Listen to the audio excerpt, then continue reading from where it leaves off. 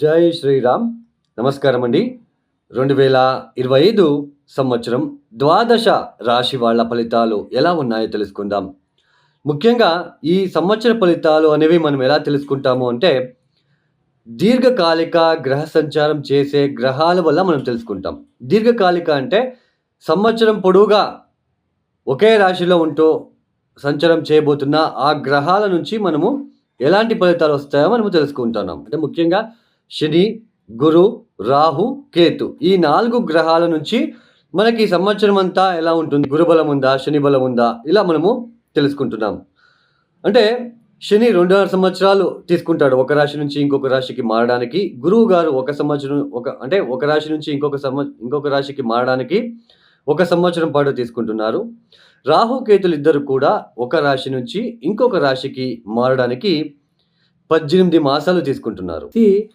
ఇక్కడ ముఖ్యంగా ఈ గోచార ఫలితాలు అంటే రాశి ఫలితాల మీదే ఎక్కువ మంది డిపెండ్ అవుతున్నారు. మనకంటూ ఒక స్వజాతకం అనేది ఉంటుంది. ఇప్పుడు గురుబలం ఉంది, శని బలం ఉంది, చాలా బాగుంటుంది అని చెప్పినప్పటికీ కొంతమంది కామెంట్స్ పెడుతున్నారు. మీరు చెప్పినట్లా జరగట్లేదు అని. ఎందుకు అంటే మీ జన్మ జాతకంలో ఏదైనా గ్రహదశ జరుగుతూ ఉన్నప్పుడు, ఏదైనా గ్రహదశ అంటే దుస్థానానికి సంబంధించిన గ్రహదశ జరుగుతూ ఉన్నప్పుడు, మీ జాతకంలో శని బలహీనపడ్డప్పుడు, అక్కడ గోచారంలో ఇప్పుడు శని మీనరాశికి వెళ్తున్నాడు, అక్కడ అష్టకవర్గ బిందులు తక్కువ ఇచ్చి ఉంటే ఆ ఫలితాలు అనేది పూర్తిగా రావు. దశాభుక్తి మనం మ్యాచ్ చేసుకోవాలి. ఇప్పుడు ఫర్ ఎగ్జాంపుల్, ఇప్పుడు ఒక వ్యక్తికి శని మహాదశ అనేది జరుగుతున్నది. ఆ వ్యక్తికి శని బలిష్టంగా ఉన్నాడు, మంచి స్థానాల మీద ఉన్నాడు, మంచి నక్షత్రం మీద ఉన్నాడు. సో బలిష్టంగా ఉన్నాడని అర్థం. ఆ దశ కొద్దిగా బాగా జరుగుతూ వెళ్తూ ఉంటుంది. అలా ఆ దశాభుక్తి జరుగుతూ ఉన్నప్పుడు సపోజ్ మధ్యకాలంలో కానీ లేదా ఎప్పుడైనా సరే ఆ దశాకాలం పీరియడ్లో ఏళ్ళనాటి శని వచ్చినప్పుడు కొద్దిగా డిస్టర్బెన్స్ ఫీల్ అవ్వడానికి ఛాన్సెస్ ఉంటుంది. ఎందుకంటే ఏళ్ళనాటి శని కదా, ఇక్కడ శని మహాదశ. అంటే మీ జాతకంలో శని బలిష్టంగా ఉన్నాడు కాబట్టే ఏళ్ళనాటి శని వచ్చినప్పటికీ కొద్దిగా డిస్టర్బెన్స్ ఫేస్ చేస్తారు. ఏళ్ళనాటి శని వచ్చినప్పుడు అందరికీ ఇబ్బందులు రావు. ఇది బాగా గుర్తుపెట్టుకోండి. అదే ఒక వ్యక్తి జాతకంలో శని బలహీనపడ్డాడు, పూర్తిగా బలహీనపడ్డాడు. అలా శని బలహీనపడినప్పుడు ఎలా ఉంటుంది అంటే భయము, ఉద్యోగం సరిగ్గా ఉండదు, ఉద్యోగం దొరికినా చేయలేకపోతూ ఉంటాము, ఉద్యోగంలో చికాకులు ఎక్కువగా ఉంటాయి. ఏదో చిన్న ఉద్యోగము, శారీరకంగా ఎక్కువ కష్టపడాల్సిన ప్రమేయం ఏర్పడుతూ ఉంటుంది. ఉద్యోగంలో చుట్టూ భయం ఏర్పడుతూ ఉంటుంది. ఆత్మవిశ్వాసం అనేది ఉండదు. ప్రతి విషయంలో ఆటంకాలు, సమాజంలో మనకి అవమానాలు జరుగుతూ ఉంటాయి శని బలహీనపడ్డప్పుడు. అలాంటి సిచ్యుయేషన్, అలాంటి జాతకుడు బలహీనపడిన ఒక శని మహాదశ జరుగుతూ ఉన్నప్పుడు ఏళ్ళనాటి శని వచ్చింది అంటే పూర్తిగా చాలా కష్టాలు వచ్చేస్తూ ఉంటాయి. అంటే మీ జాతకంలో శని బలిష్టంగా ఉన్నప్పుడు ఏళ్ళనాటి శని వస్తే ఏదో కొద్దిపాటి ఇబ్బందులు వస్తాయి. మీ జాతకంలో శని బలహీనపడినప్పుడు, ఆ దశ జరుగుతున్నప్పుడు, ఆ సమయంలోనే ఏళ్ళనాటి శని వచ్చింది అంటే పూర్తిగా డిస్టర్బెన్స్, చాలా ఇబ్బందులు. ఇలా అండి అష్టకర్గ బిందువులు. తర్వాత ఏ దశాభుక్తి జరుగుతుంది, ఆ దశాభుక్తి జరిగేటప్పుడు శని మహాదశ జరుగుతూ ఉంటే ఆ శని ఎక్కడున్నాడు?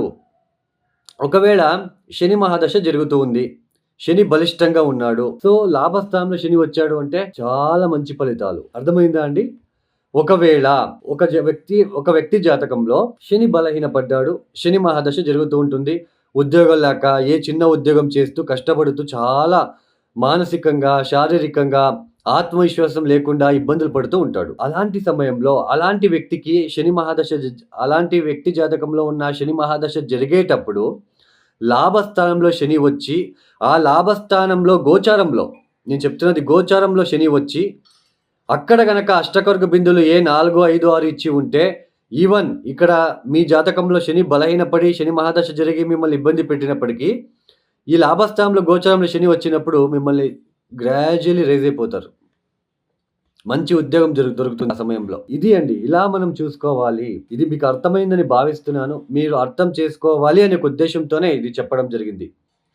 తర్వాత చాలామంది ఏళ్నాటి శని, అష్టమ శని, పంచమ శని, చతుర్థ శని జరిగేటప్పుడు శనిదేవుడి దగ్గరికి వెళ్ళి కొన్ని దీపాలు పెట్టి వస్తూ ఉంటారు. సో అలా మనకి ఎక్కువ శని ఇంపాక్ట్, శని నెగెటివ్ ఇన్ఫ్లుయెన్స్ జరిగేటప్పుడు కాలభైరవేశ్వరుని పూజించాలి. కాలభైరవేశ్వరుని ఎక్కువ తలుచుకోవాలి. కాలభైరవేశ్వరుడు టెంపుల్‌కి ఎక్కువ వెళ్ళాలి. కాలభైరవేశ్వరుడికి బూడిద గుమ్మడికాయ దీపాన్ని పెట్టాలి. నీలమణి వేసుకోవడము ఇవన్నీ అవాయిడ్ చేయాలి. ఏళ్నాటి శని, పంచమ శని, అష్టమ శని, చతుర్థ శని జరిగేటప్పుడు ఇబ్బంది పెట్టడానికి వచ్చి ఉంటాడు. మళ్ళా మీరు శనిదేవుడి దగ్గరికి సంబంధించిన వస్తువులని వేసుకోవడము, నీలమణి, నల్ల బట్టలు వేసుకోవడము ఇవన్నీ చేయకుండా మీరు కాలభైరవేశ్వర ఆరాధన చేయాలి. అప్పుడే ఆ నెగిటివ్ ఇంపాక్ట్ తగ్గేది. సో గోచారంలో వచ్చినప్పుడు గురుబలం ఉంది, అయినా మాకు పెళ్లి కావట్లేదండి, మీరు గురుబలం ఉంది, వివాహ యోగం అని చెప్తున్నారు, పెళ్లి కావట్లేదు. వై?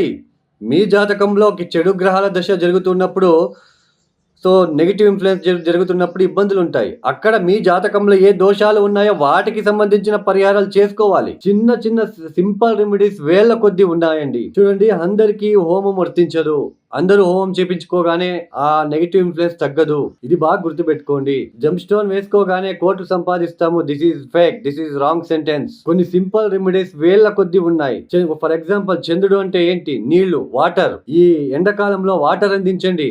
లేని వాళ్ళకి వాటర్ ఇవ్వండి. ఎవరైనా వాటర్ అడిగితే కప్పులో పూర్తిగా ఇవ్వండి, అర్థం సగం ఇవ్వకుండా. సో ఇది అండి, ఇలాంటి రెమెడీస్ వేల కొద్దీ ఉన్నాయి. ఆ గ్రహము జలతత్వ రాశిలో ఉందా, అగ్నితత్వ రాశిలో ఉందా, భూతత్వ రాశిలో ఉందా, వాయుతత్వ రాశిలో ఉందా చూసుకొని మనము పరిహారాలు చేసుకుంటూ వెళ్ళాలి. సో ఇది అండి. సో ఇక 2025 మార్చి 30వ తేదీ శని భగవానుడు కుంభరాశి నుంచి మీనరాశికి వెళ్ళి సంచారం చేస్తున్నారు. తర్వాత గురువు గారు మే 13వ తేదీ వృషభ రాశి నుంచి మిథునానికి వెళ్ళి సంచారం చేస్తున్నారు. ఇక రాహు కేతులు మే 18వ తేదీ తర్వాత రాహు కుంభంలోకి, కేతు సింహంలోకి వెళ్ళి సంచారం చేస్తున్నారు. ఇక ద్వాదశ రాశుల వాళ్ళ ఫలితాలు ఎలా ఉన్నాయో తెలుసుకుందాం ఒక్కొక్కటే. 2025వ సంవత్సరంలో సింహరాశి వాళ్ళకి ఎలా ఉండబోతుందో తెలుసుకుందాం. ఈ 2025వ సంవత్సరంలో మార్చి 30వ తేదీ నుంచి శని భగవానుడు మీనరాశికి వెళ్ళి సంచారాన్ని ప్రారంభం చేయబోతున్నారు. అయితే అష్టమ శని తర్వాత మనకి 2025 మే 13వ తేదీ గురు భగవానుడు దశమ స్థానం నుంచి లాభస్థానానికి వెళ్ళి సంచారం చేయబోతున్నారు. ఇది చాలా ప్రముఖమైన అంశం. ఈ ఒక సింహరాశి వాళ్ళకి గురు సంచారం చాలా అద్భుతంగా మారబోతున్నది. తర్వాత రాహుకేతులను చూసుకుంటే 2025 మే 18వ తేదీ తర్వాత రాహువు మీ యొక్క సప్తమ స్థానమైన అంటే కుంభరాశికి, కేతువు జన్మరాశి అంటే మీ యొక్క సింహరాశిలోనే సంచారాన్ని చేయబోతున్నారు. మొత్తానికి ఈ గ్రహ సంచార రీత్యా ఈ ఒక సింహరాశి వాళ్ళకి ముఖ్యంగా అష్టమ స్థానంలో ఉంటున్న శని, జన్మరాశిలో ఉంటున్న కేతువు, సప్తమ స్థానంలో ఉంటున్న రాహు వలన వచ్చే ఇబ్బందులు ఒక ఎత్తు అయితే, ఒకవైపు ఉంటే ఈ లాభస్థానంలో ఉంటున్న గురువు వలన వచ్చే శుభ ఫలితాలు ఒక ఎత్తు. అంటే ఇక్కడ సుఖము, దుఃఖము సింహరాశి వాళ్ళకి సమానంగా ఉంటుంది. ఆదాయ వ్యయాలు కూడా సమానంగా ఉంటున్నాయి ఈ ఒక సంవత్సరంలో.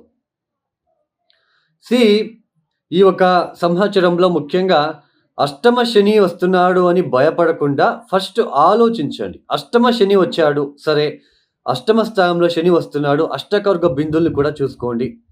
అష్టమ శని వచ్చినప్పుడు సామాన్యంగా గోచారంలో అష్టమ స్థానంలో రాశి నుంచి అష్టమ స్థానానికి శని వచ్చినప్పుడు కొద్దిగా వెహికల్ రిలేటెడ్ ఇబ్బందులు, అంటే ఈ ఒక ర్యాష్గా డ్రైవింగ్ చేయడము, ఇట్లా కొద్దిగా యాక్సిడెంట్స్ కావచ్చు, ఆర్థిక విషయంలో ఇబ్బందులు కావచ్చు, తర్వాత కుటుంబ విషయంలో ఇబ్బందులు వచ్చే సూచనలు, కొద్దిగా ఫ్రస్ట్రేషన్ లాంటిది, తర్వాత హెల్త్ వైజ్ ఆరోగ్యపరంగా సమస్యలు తలెత్తే సూచనలు ఉంటాయి. అయితే ఈ ఒక సమయంలో సింహరాశి వాళ్ళకి శని మహాదశ గనక జరుగుతూ ఉందా ఒకసారి చెక్ చేసుకోండి. ఏ మంచి గ్రహ దశ జరుగుతూ ఉంటే, శని ఎందుకు సప్తమ స్థానానికి అధిపతి, 6వ ఇంటి అధిపతి అయ్యి మీకు అష్టమ స్థానానికి వెళ్తున్నాడు. ఈ సమయంలో శని మహాదశనో లేదా శని అంతర్దశనో లేదా శని ప్రత్యంతర దశనో జరుగుతూ ఉంటే కాస్తలో కాస్త ఇబ్బందులు తలెత్తే సూచనలు ఉంటాయి తప్ప, మీకు వేరే గ్రహ దశ జరుగుతూ ఉంటే పెద్దగా మేజర్గా ఇబ్బందులు అయితే ఉండవు. అయినప్పటికీ అష్టమ స్థానంలో శని వలన కొద్దిగా ఆరోగ్యరీత్యా, ఆర్థిక విషయంలో చాలా జాగ్రత్తగా ఉండే ప్రయత్నం చేయండి. బిజినెస్ ఎక్స్‌పాన్షన్ ఇవన్నీ కూడా మీరు ఎక్కువ చేసుకోకుండా చాలా జాగ్రత్తగా ఉండే ప్రయత్నాలు చేసుకుంటే చాలా మంచిది. కుటుంబం నుంచి సమస్యలు రాకుండా చూసుకునే ప్రయత్నాలు చేసుకోండి. సో, ఇంతే. ఈ ఒక్క విషయంలో మాత్రమే జాగ్రత్తగా ఉండండి. తర్వాత జన్మరాశిలో కేతు కొద్దిగా వృథా కోపం అనేది ఏర్పడుతూ ఉంటుంది కొన్నిసార్లు. షార్ట్ టెంపర్‌కి గురి అవ్వడం లాంటివి, ఆలోచించకుండా నిర్ణయాలు తీసుకోవడము, ఆలోచించకుండా మాట్లాడడం లాంటివి కూడా మీకు కనిపిస్తూ ఉంటాయని తెలుసుకోవచ్చు. ఇక సప్తమ స్థానంలో ఉంటున్న రాహువు సి కళత్ర సంబంధమైన కొద్ది ఇబ్బందులు. మూడవ వ్యక్తి నుంచి మాత్రమే అలాంటి ఇబ్బందులొచ్చే సూచనలు ఉంటాయి. మీ సాంసారిక జీవితంలో మూడవ వ్యక్తి వచ్చే సూచనలు ఉంటాయి కాబట్టి, చాలా జాగ్రత్తగా మీరు ఉండే ప్రయత్నాలు చేసుకోండి. మూడవ వ్యక్తి రాకుండా చూసుకుంటే, ఈ ఒక సంవత్సరం బాగుంటుంది. అయినప్పటికీ ఇలాంటి సిట్యుయేషన్ ఉన్నప్పటికీ లాభస్థానంలో వస్తున్న గురుగ్రహ తాలూకా మీకు చాలా మంచి ఫలితాలు ఏర్పడబోతున్నాయి. ఆర్థిక అభివృద్ధి, సంతాన అభివృద్ధి, వ్యాపారంలో కాస్త ఒడిదుడుకులు ఉన్నప్పటికీ అభివృద్ధి చెందుతారు. ఎందుకు అంటే గురు బలం వలన. సో, గురు బలం ఉంటుంది కాబట్టి ఈ రాహు, కేతు, శని వలన ఎన్ని ఇబ్బందులొచ్చినప్పటికీ గురు మిమ్మల్ని రక్షిస్తూ వెళ్తాడు అని అర్థం. మొత్తంగా సింహరాశి వాళ్ళకి చూసుకుంటే ఒక రకంగా చాలా బాగుంటుంది అని తెలుసుకోవచ్చు. ఉద్యోగపరంగా అభివృద్ధి కూడా ఉంటుంది. అయితే ఉద్యోగపరంగా కొద్దిగా శారీరకంగా కష్టమవుతూ ఉంటుంది. అంటే హెల్త్ రిలేటెడ్ ఇబ్బందులు రావడము. సో, ఇలాంటివుంటాయి. తర్వాత మనకి ఈ యొక్క సప్తమ స్థానంలో ఉంటున్న రాహు వలన పార్ట్నర్‌షిప్ బిజినెస్ చేసే వాళ్ళకి కొద్దిగా ఆటంకాలు ఏర్పడుతూ ఉంటాయి. సో, వీటి వలన కొద్దిగా డిస్టర్బెన్స్ ఉంటుంది తప్ప మేజర్‌గా ఏదో అయిపోతుంది ఈ సంవత్సరం అన్నట్టుగా అయితే ఇక్కడ పెద్దగా ఇబ్బందులు సింహరాశి వాళ్ళకైతే కనిపించట్లేదు. మొత్తానికి డబ్బు విషయంలో జాగ్రత్త. అప్పులు తీసుకోవడము, మీరివ్వడము, షూరిటీ సంతకాలు, మధ్యవర్తిలో ఉండడము, ఇలాంటివన్నీ చేయకుండా ఉండడానికి ప్రయత్నాలు చేసుకోండి. అష్టమ శని వెహికల్ రిలేటెడ్ రోడ్‌లో జర్నీ చేసేటప్పుడు చాలా జాగ్రత్తగా ఉండండి. ఆరోగ్యం విషయంలో చాలా జాగ్రత్తగా ఉండే ప్రయత్నాలు చేసుకోండి. ఇతరులను నమ్మి మోసపోయే సూచనలు ఉంటాయి. తస్మాత్ జాగ్రత్త.